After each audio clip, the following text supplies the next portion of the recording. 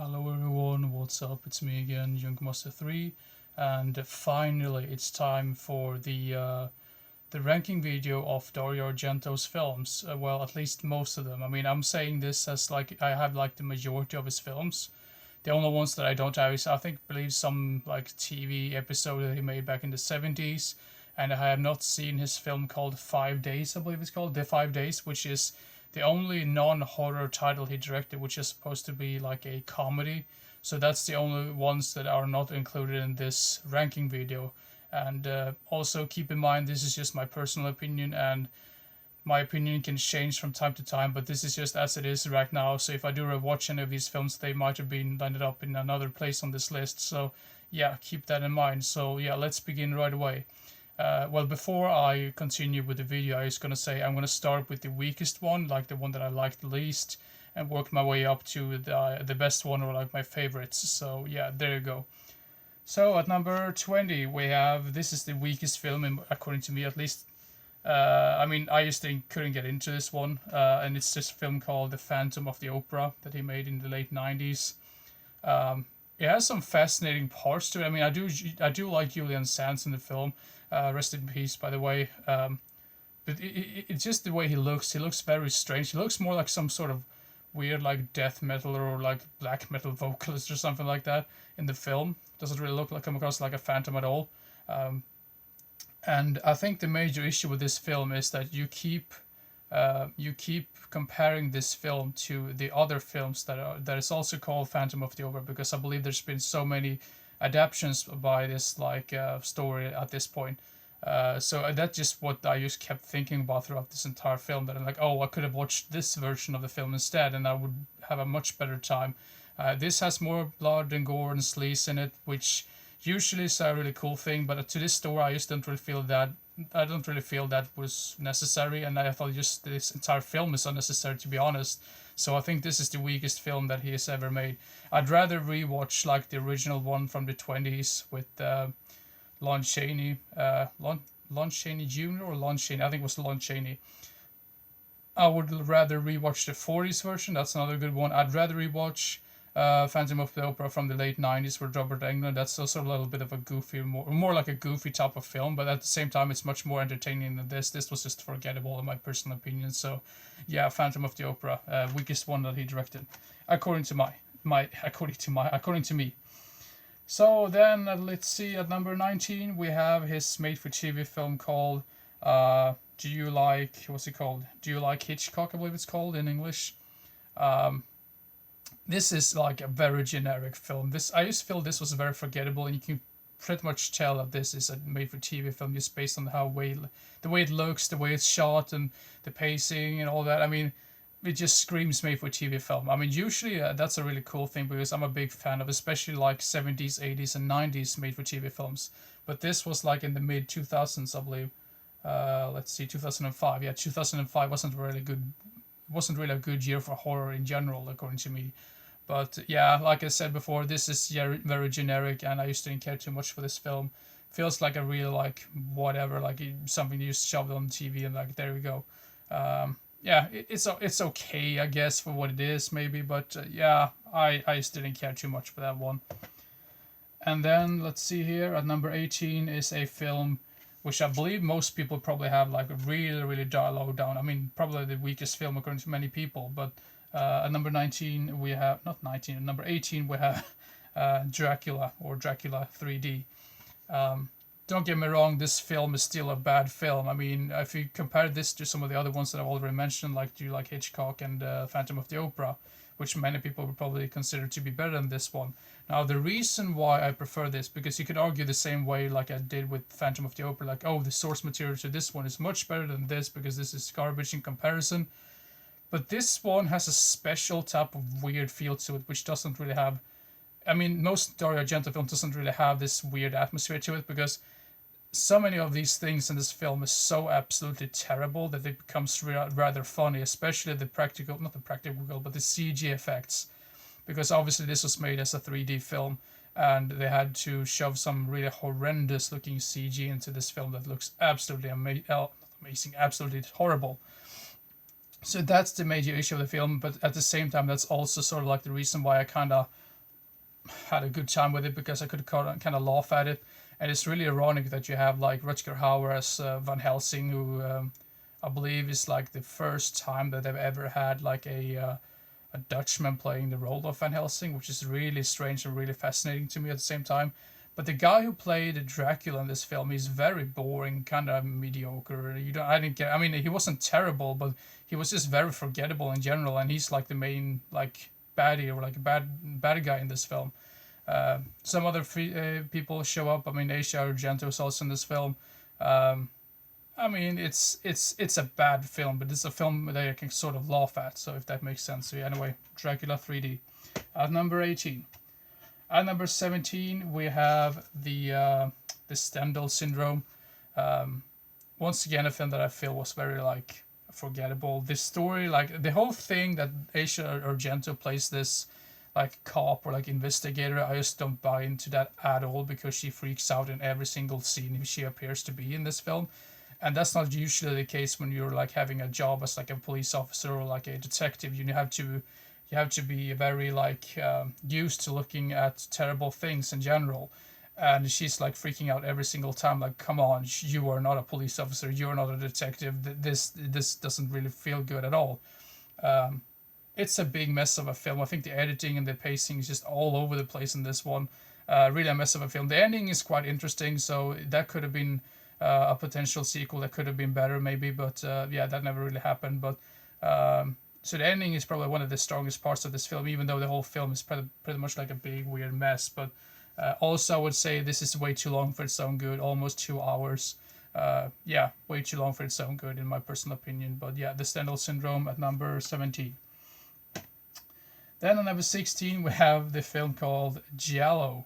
Now, you could argue the same thing with this one as some of the other ones, like, for example, the Stendhal Syndrome and Do You Like Hitchcock? Very run of the mill type of film, but the reason why this is a little bit higher up on the list is because this has Adrian Brody in it, and I think he did a pretty good job in this one. And yeah, the whole atmosphere is there as well, I would say, and tense, and it's not too long either. It's only like about like 90 minutes, so I think that's a good length for a film like this.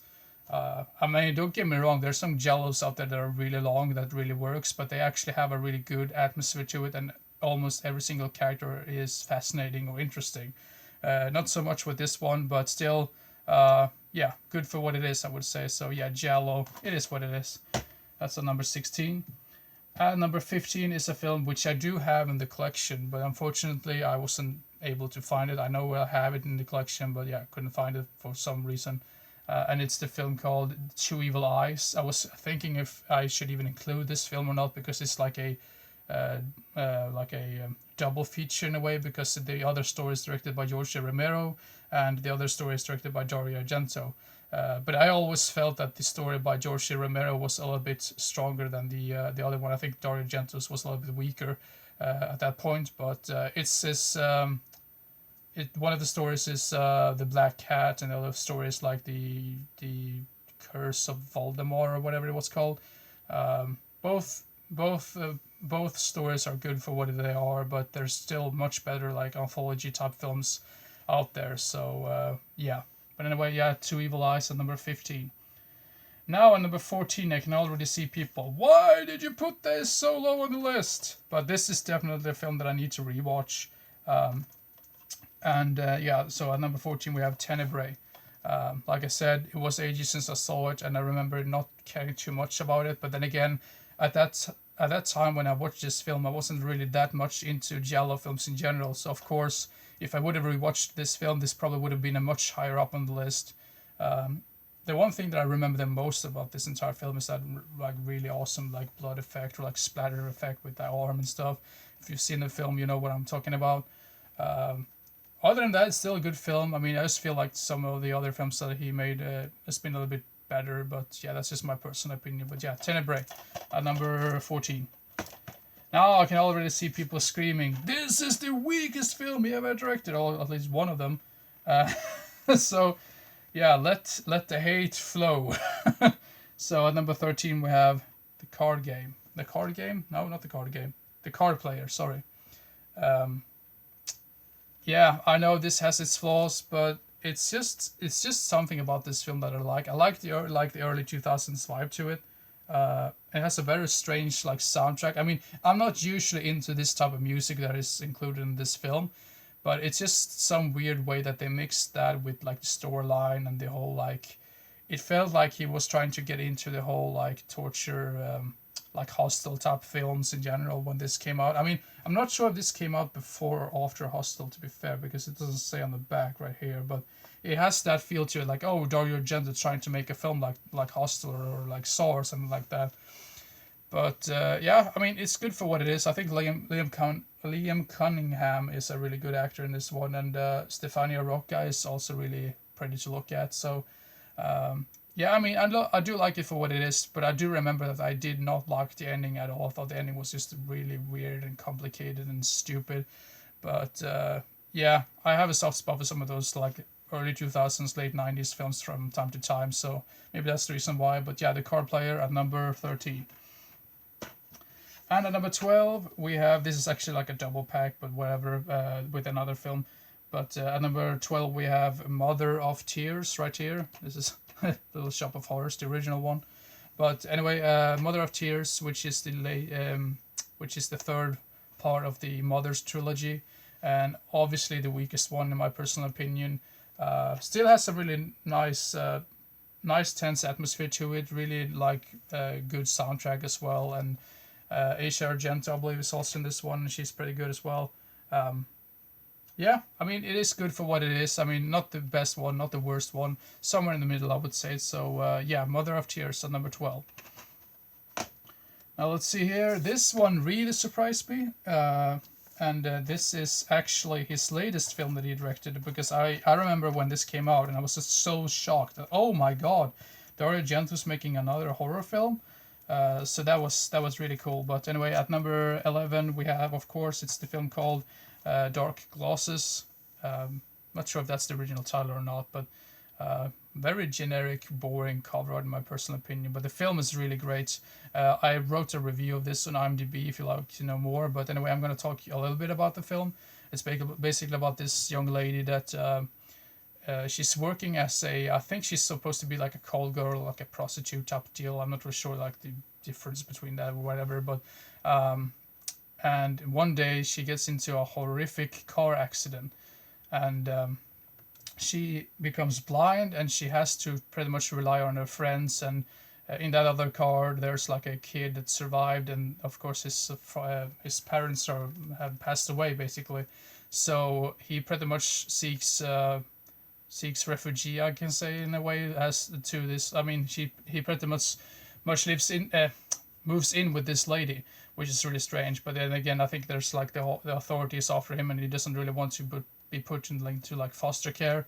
But anyway, of course, there's a killer out there as well, lurking around in the darkness, and yeah, very atmospheric, really tense, really. I mean, it feels like I'm repeating myself over and over again, but I mean, Dario Argento's films, just like Lucio Fulci's films, they are really atmospheric and really tense, and also has a really great score to it usually. And yeah, I mean, if you haven't seen this one, I highly recommend this one. This really surprised the hell out of me, in my personal opinion. So, but anyway, yeah, there are Dark Losses at number 11. And at number 10, we have the film called Sleepless. Um, Once again, this one has some really tense moments in it, and every single film that Dario Argento has directed, most of them have really good atmosphere. So I just feel like I'm repeating myself over and over again. But yeah, this is a later one. This is from the early 2000s or late 90s, I believe. But yeah, Sleepless is a good film. So yeah, Sleepless at number 10. And then we have a film which also I think is a little bit underrated in a way. And it's the film called Trauma. Yeah, repeating myself over and over again. Great score, great music, really good acting, and it has a really great looking like decapitation scene as well, involving like an elevator in a way. It's sort of like a callback to another film that he directed. I'm not going to spoil which one, but you probably know which film I'm referring to. Not sure really if this particular version is uncut or not. I've heard rumors about stuff about that, but I recently bought this on Blu-ray as well, so I believe that's completely uncut. But this, I mean, this has Christopher Rydell and Dario Argento in it as well, and of course Brad Dourif shows up in this one as well. So yeah, I really like the song in this film as well, the Ruby Rain song. I think that's really atmospheric and really haunting and beautiful at the same time. So yeah, Trauma. And let's see here. Then at number 8 we have one of his earliest films. I believe this was the might have been his, not his first film, but definitely one of them. And it's the film called Four Flies on Grey Velvet, involving like this was the one with the band, right? Yeah, Bud Spencer and Mimsy Farmer is also in this one, and the music is by Ennio Morricone, and you know you're in for a really good atmospheric film if whenever he's involved. Um, yeah, this one really had me questioning as to who the killer was till the very end, and I think that's a really good thing about most of the Argento's films. You don't really know at all who the killer is most of the time, and I think they played that up really well because there's lots of red herrings every now and then about who might be the killer, and you suspect that guy and then that girl, and then like everyone is a suspect at one point, and you keep guessing who's really the killer. And this was really the scenario for this film in particular, I would say. So yeah, Four Flies on Grey Velvet at number 7, not number 7, number 8. And then at number 7, I believe this was the first film he directed, and it's the film called The Bird with the Crystal Plumage. Not so much. I mean, I expected this to be way more violent than it actually was, but yeah, now completely lost track for some weird reason. I mean, they're still violent for what it's still violent for what it is, and especially for like an early '70s film. But yeah, I don't know what else to say about it. But yeah, anyway, the bird with the crystal plumage at number 7, and at number 6. Now this was the one I was gonna refer to before. At number 6 we have Cat o' Nine Tails, which I watched for the very first time quite recently. Now this was the one I was confusing these films for some weird reason, maybe because they came out right around the same time. But Cat o' Nine Tails is a film which I think is not very violent for being like a giallo film. I mean, usually, I mean, if you want to get into the giallo films and you don't care too much for the blood and gore effects and stuff like that, this is probably one of really good film to watch because it's not very violent at all. And I usually describe the whole giallo genre as to like a detective type of film, but more focus on the death scenes basically, or like the murder scenes or whatever. And also obviously made usually like in Italy in general. So, but yeah, I don't know what else to say about it. This was really tense as well. Great atmosphere, good soundtrack as well. I would say the soundtrack to this is a little bit repetitive after a while, but that's usually the case sometimes with some of these films. But anyway, Cat o' Nine Tails at number 6. And at number 5, we have the film called Deep Red, which I think most people probably put like in the top 3, but this is as it is right now at number 5. Don't get me wrong, this is still one of the best like giallo films out there. I would say also that the once again the ending to this film is just absolutely amazing, and the score, I think the score was by Goblin, right? Or am I completely wrong about this? Let's see, music by Goblin, yeah. And Goblin usually produces really great and awesome and atmospheric films in general, and they usually show up in some of these like Dario Argento films for like for the score. Now this one actually includes the director's cut and export cut version or whatever that means. But I know that the one of the versions runs for like 2 hours and 3 minutes, and the other one runs for let's see, I think it was like 1 hour and 40 minutes. So I obviously watched the longer version because I was thinking maybe they've cut out something that is really interesting and entertaining. Maybe I should have watched the other version because I think this film is a little bit too long for its own good. Because I mean, 2 hours and 3 minutes feels a little bit too long for my liking. But I mean, I'm really looking forward to see that other version and see if I like that even more. But yeah, just to clarify, maybe that version is much better than the other one. I'm not really sure which is considered the best. But anyway, Deep Red at number 5. Now, of course, everything fell down because I have no luck at all. Shit. Well, might as well have them in my lap right now because I'm just so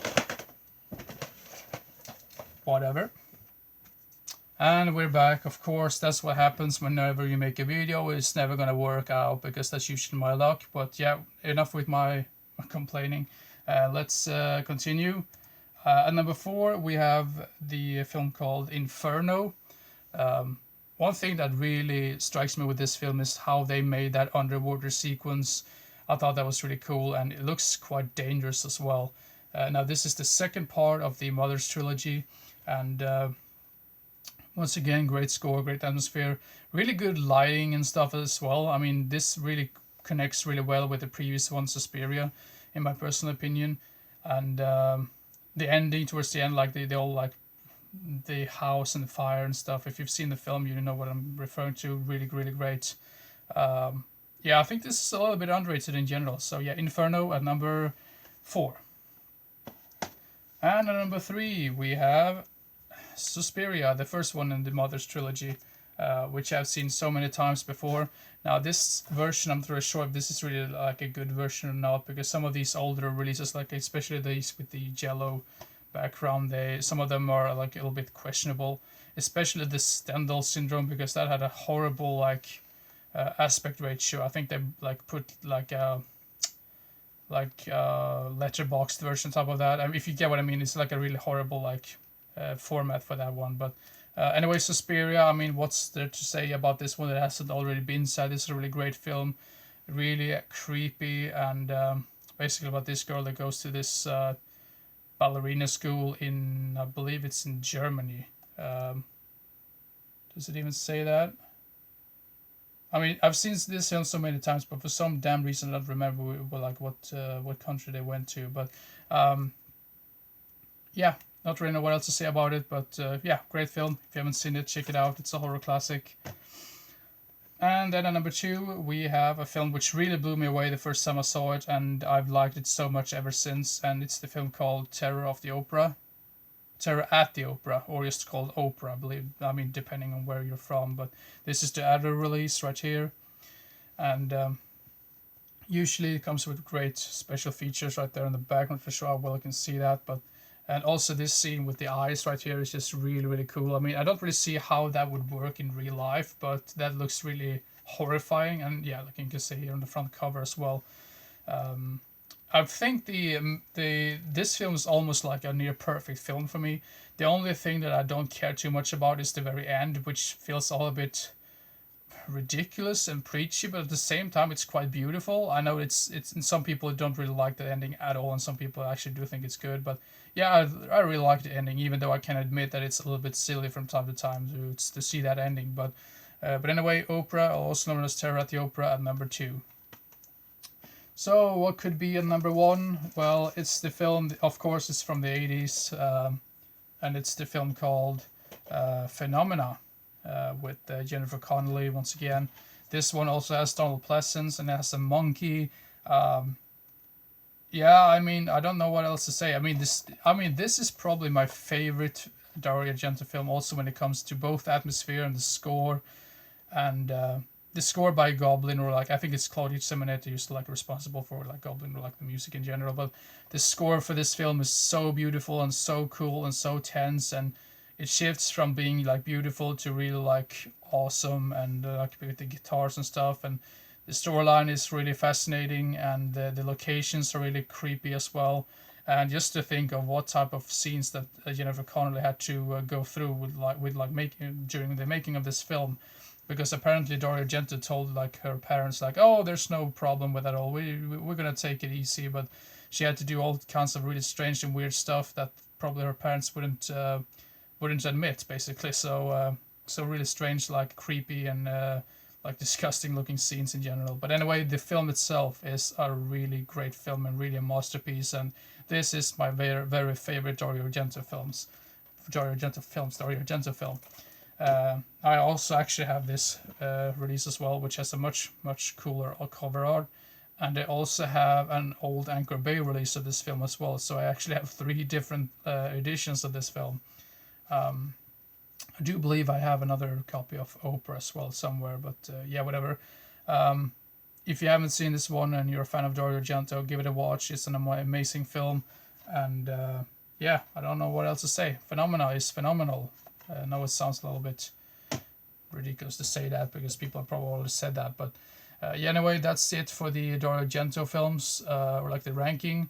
I'm planning to make another ranking video of John Carpenter's films as well whenever I get to that, and I have to find the films in the collection as well, so that's probably going to be much more difficult than actually ranking them.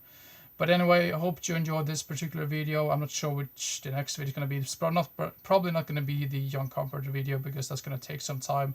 It's probably going to be the top 5 of the month for the month of November. So yeah, have that to look forward to. But yeah, hope you enjoyed this particular video and see you next time. Bye bye.